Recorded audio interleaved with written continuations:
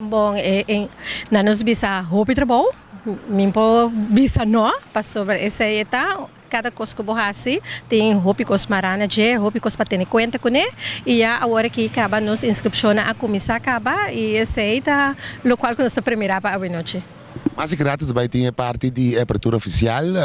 público para ir aqui na paisa aqui parte para fora, para dentro, e tem cada outro. Ja, não por chegar, pero nós está limitado com a gente não por dentro para dentro, então essa é por mim, nós participantes não dentro por mim, essa é lógico, para sobre para não está fácil, público pode chegar, e a gente não está bisa público não chega, pero agora tem conta com a aglomeração, essa não está permitido, então essa é também melhor de controlar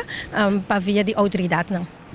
Depois de amanhã tu começar a parte de competência, tu começar na Sorobon com nós chiquitina. Sim. Amanhã, a gente também nós começamos a ver com a parte de reunião de capitão, para dia sorta, para minha parte na nos visa, para minha competência, se tudo vai ficar bom, então, à tarde com Deus. Dia de assunto, bem playa back, é hora aí público para se entregar malecão desfrutar. Aqui de assunto de Jaluna, eigenlijk de assunto de 2 de 3, de Jaluna chamar geração, essa é nada eigenlijk marra para kitesurfing, que lo toma lugar na salinha, essa é tudo coisa depende de viento de não parte com não para não portar na competência, se essa é no caso não por competir dia, meio de nos evento, pero ele guardo assim na non site, que está na Atlantis Beach. Então para eu já viernes que já sabe, nós estamos na casa de regata Cuscal.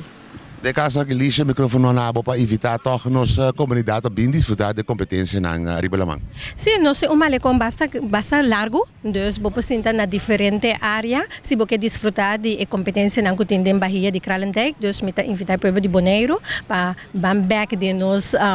maneira nossa começar com nos botonan de Bahia e nós por desfrutar de local na cotinha, então nós traduz para o povo de Bonaire.